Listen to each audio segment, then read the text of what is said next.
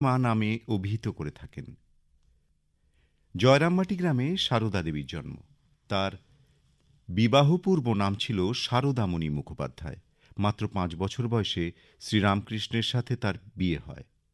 শ্রীরামকৃষ্ণের মৃত্যুর পর অবশিষ্ট জীবন সারদা দেবী অতিবাহিত করেন জয়রামবাটি ও কলকাতার উদ্বোধন ভবনে।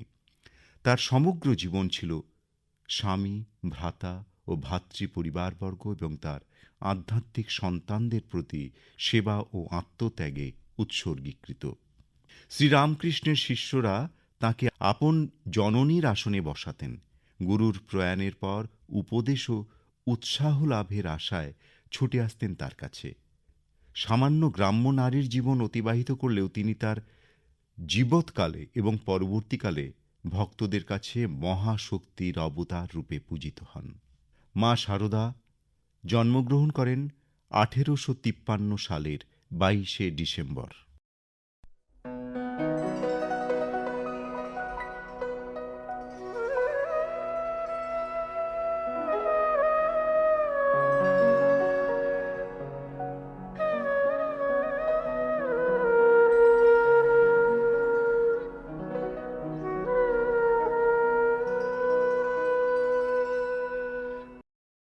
আজ স্মরণ করব বাঙালি চলচ্চিত্র, টেলিভিশন অভিনেতা এবং নাট্যকার মনোজ মিত্রকে।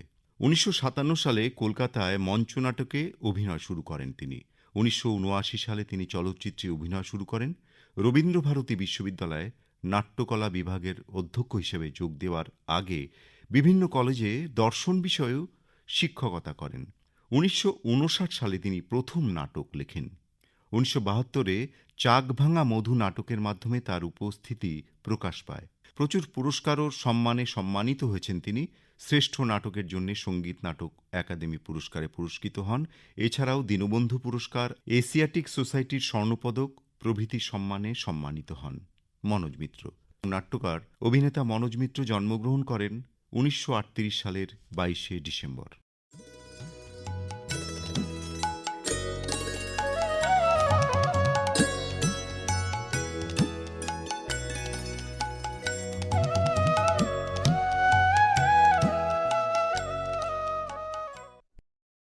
চলে আসি প্রত্যুষার এ মাসের চিঠির বিষয়ে। প্রত্যুষার এ মাস অর্থাৎ ডিসেম্বর মাসের চিঠির বিষয়, সংস্কৃতির কোন আধারে আমরা। এ নিয়ে চিঠি লিখেছেন মঞ্জু শ্রীকর, ১০ নম্বর বৈষ্ণব ঘাটালেন, কলকাতা ৪৭ থেকে। প্রিয় বন্ধু প্রত্যুষা, সভ্যতা সংস্কৃতি পরস্পর অঙ্গাঙ্গিভাবে জড়িত। সভ্যতার সূচনা থেকেই মানুষের শ্রেষ্ঠত্ব প্রমাণিত। একটা দেশ বা জাতির সভ্যতার অগ্রগতির পেছনে সংস্কৃতিরও অবদান আছে। ভারতের মতো বিশাল এই দেশের সংস্কৃতি কয়েক হাজার বছরের পুরনো। শিক্ষা, শিল্প, কৃষ্টি, ধর্ম, ঐতিহ্য ও সাহিত্য পরম্পরা প্রত্যেকটিতে সংস্কৃতি জড়িত আছে। ভারতীয় সংস্কৃতির ধারক ও বাহক হল আধ্যাত্মিকতা, মানবিকতা, সত্য কথন, অহিংসা, সরলতা, আতিথেয়তা ও প্রকৃতির সঙ্গে একাত্মতা। বর্তমানে এই সনাতন ও শাশ্বত সংস্কৃতির ওপর অন্ধকার নেমে এসেছে। শুভ কল্যাণ চিন্তা দূরে সরে গিয়ে প্রাধান্য পাচ্ছে অর্থ, ক্ষমতা ও স্বার্থের লোভ। কুসংস্কার, অস্পৃশ্যতা, হিংসা, ভেদাভেদ অপসংস্কৃতির জন্ম দিচ্ছে। বিবেকহীন মুষ্টিমেয় মানুষ জাতপাত, সাম্প্রদায়িকতা, ধর্মের নামে হানাহানি, ভণ্ডামি, আচার বিচার উৎসবের নামে হুল্লোড়কে প্রশ্রয় দিচ্ছে। প্রকৃতিকে ধ্বংস করে মানুষ পরিবেশ দূষণের নেশায় মেতে উঠেছে। আলো, বাতাস, জল, মাটি, গাছপালা, পাহাড়, পর্বতকে মানুষ ধ্বংস করছে। সাহিত্য ও শিল্প বিপথগামী। অপসংস্কৃতির ভয়ঙ্কর প্রভাবের কাছে সভ্যতা ও সংস্কৃতি আজ বিপন্ন। জাতীয় জীবনে দুর্যোগের ঘনঘটা, শব্দ দূষণ, জলদূষণ, বায়ু দূষণ, পরিবেশ দূষণের ফলে আমাদের জীবনে অন্ধকার নেমে এসেছে। শুভ সংস্কৃতি মানুষকে কর্তব্য পালনে ব্রতী করে। সংকীর্ণ জাতীয়তাবাদ বা স্বজাতিপ্রীতি যেন কোনো মতেই আমাদের সাংস্কৃতিক চেতনাকে আচ্ছন্ন না করে। ভারতীয় সংস্কৃতির বিকাশ ঘটুক। লিখেছেন মঞ্জু শ্রীকর, ১০ নম্বর বৈষ্ণব ঘাটালেন, কলকাতা ৪৭ থেকে। চৈতালি মণ্ডল, গ্রাম পোস্ট দয়াপুর, থানা সুন্দরবন, কোস্টাল, জেলা দক্ষিণ ২৪ পরগনা থেকে। বঙ্গভূমি সংস্কৃতির পীঠস্থান, সাহিত্য, সঙ্গীত, চারুকলা সহ নানা রকম শিল্প নৈপুণ্যে এই বঙ্গের জুড়ি মেলাভার। লোকায়ত শিল্পের সঙ্গে লোকগাথা সংস্কৃতির এক অনন্য ভাণ্ডার। কিন্তু বর্তমান বিশ্বায়নের যুগে আমরা দ্রুত পদক্ষেপে এগিয়ে যাচ্ছি যান্ত্রিক সভ্যতার পদতলে। তাই সুস্থ সংস্কৃতি চর্চা বন্ধ রেখে নিজেদের ব্যস্ত রাখছি যন্ত্রনির্ভর এক অসুস্থ সাংস্কৃতিক পরিমণ্ডলে, যেখানে দানবাকার যন্ত্রের বজ্র নিনাদের সঙ্গে কুরুচিপূর্ণ নৃত্য কিংবা সঙ্গীতের নামে সুর অসুরের যুদ্ধ বিস্ময়ের ঘোর কাটতে চায় না এহেন সংস্কৃতি চর্চা দর্শনে। আগামী প্রজন্মের দুর্দশার কথা ভেবে অজানা আশঙ্কায় শিউরে উঠি। যাত্রা শিল্পের রমরমা আর নেই। চলচ্চিত্র এখন শহর কেন্দ্রিক। কয়েক বছর পূর্বেও গ্রামের বিশাল আকার ময়দানে বাৎসরিক আনন্দমেলায় চলচ্চিত্র প্রদর্শন হতো। যাত্রার প্রবেশপত্র ১৫ দিবস পূর্বে সংগ্রহ করতে হতো, কেননা আসর থাকত লোকে লোকারণ্য, টিকিট পাওয়াই দায়। আরও কত পালাগান গ্রাম বাংলার আবাল বৃদ্ধ বনিতার জন্য ছিল সুস্থ বিনোদনের একমাত্র মাধ্যম। আজ যেন সব অবলুপ্তির পথে। সেখানে জায়গা করে নিচ্ছে ডিজে বাদ্যের তালে তালে দেহ প্রদর্শন কিংবা উদ্ভট নৃত্য। কেবল মেলার জয় জয়কার, সেই সঙ্গে নেশার জমজমাট আসর। এক অন্ধকার জগৎ আমাদের গ্রাস করছে অতি দ্রুত। এর শেষ কোথায় জানি না।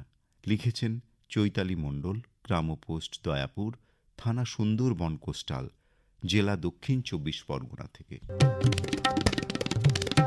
Sanjeev Kumar Saha, Uttarpara, ward number ১, post ও থানা মাথাভাঙা, জেলা কোচবিহার থেকে লিখছেন, বেতার বন্ধু প্রত্যুষা, শীতল এই ডিসেম্বর মাসে সর্বপ্রথমে তোমাকে জানাচ্ছি একটু উষ্ণ অভিনন্দন ও শুভেচ্ছা। তারপরে শুরু করছি সংস্কৃতি ও অপসংস্কৃতি নিয়ে আলাপ আলোচনা। আমরা মানুষেরা সামাজিক প্রাণী, তাই একটা প্রচলিত সাংস্কৃতিক বাতাবরণের মধ্যেই বেঁচে থাকি। বিগত বিংশ শতকের ৮০ ও ৯০ দশকের সাংস্কৃতিক পরিমণ্ডলে আমি বেড়ে উঠেছি। বয়স্ক গুরুজনদের দেওয়া সকালে উঠে আমি মনে মনে বলি, সারাদিন আমি যেন ভালো হয়ে চলি, উপদেশ মতনই দিন যাপন করেছি। সেই সময়কার স্বল্প উন্নত বিজ্ঞান ও প্রযুক্তি নির্ভর জীবনযাত্রায় উপপ্রত্যয়যুক্ত শব্দ যেমন উপদেশ, উপকার, উপহার ইত্যাদির প্রাধান্য ছিল। ক্রমে ক্রমে বিজ্ঞান ও প্রযুক্তির উন্নয়নে সমাজ ও সভ্যতা গতিশীল হলো এবং স্বার্থপরতা, হিংসা, হানাহানি, দুর্নীতিটাও প্রচুর পরিমাণে বেড়ে গেল। এখনকার ডিজিটাল তথ্য প্রযুক্তি নির্ভর দেশীয় সমাজ ব্যবস্থা বড্ড বেশি করে ওয়েস্টার্ন কালচারটাকেই অনুকরণ করছে।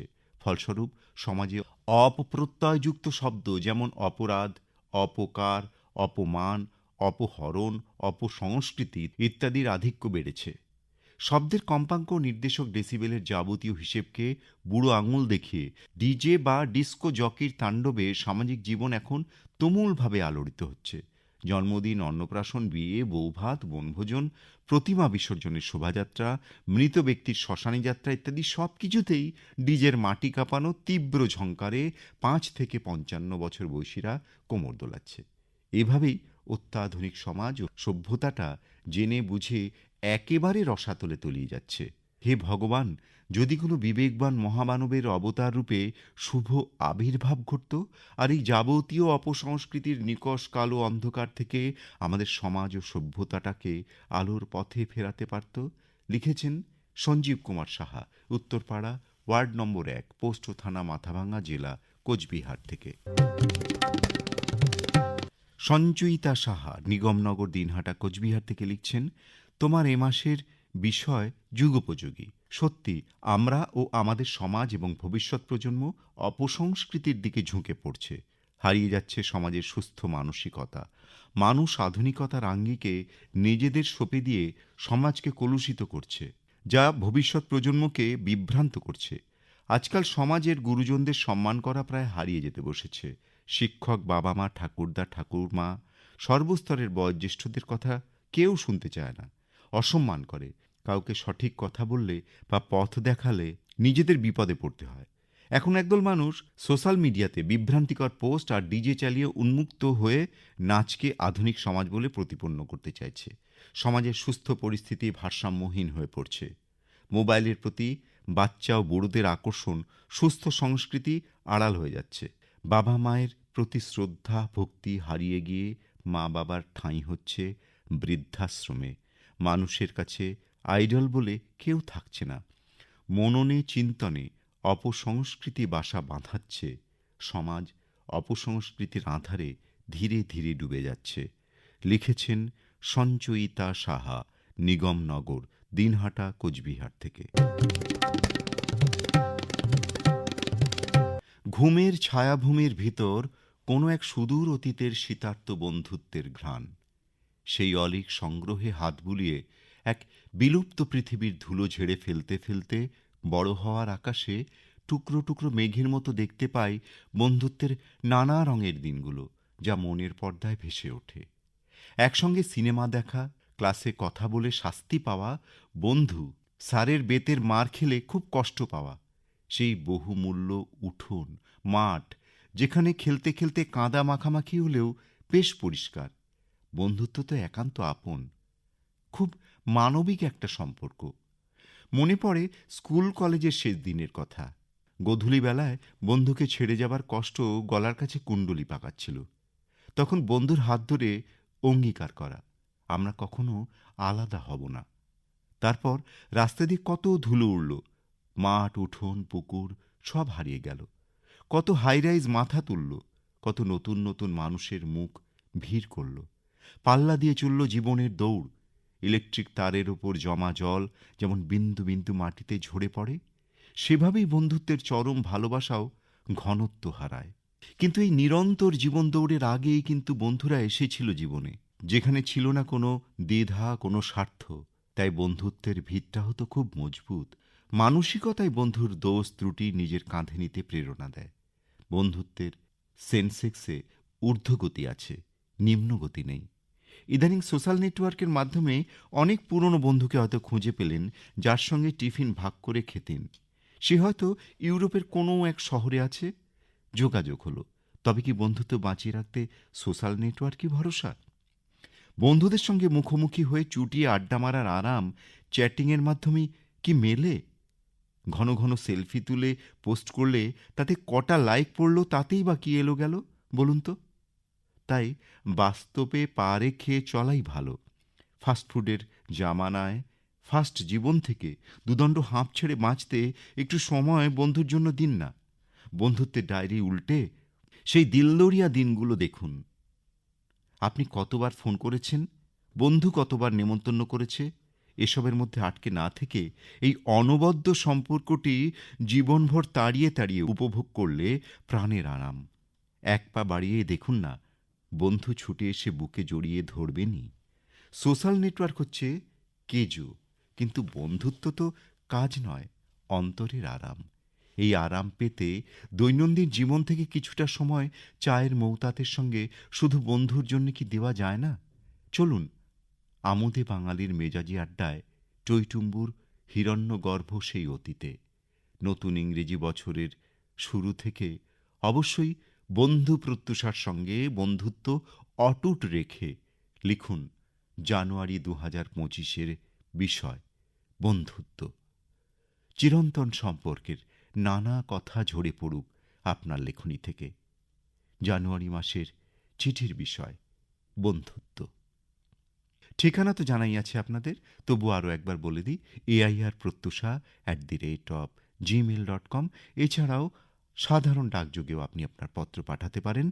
পত্রের শেষে আপনার মোবাইল নম্বরটি উল্লেখ করতে ভুলবেন না, আর লিখবেন 200 শব্দের মধ্যে সেই চিঠি পৌঁছে যাওয়া চাই 25 তারিখের মধ্যে। প্রত্যুষার জানুয়ারি মাসের চিঠির বিষয় বন্ধুত্ব।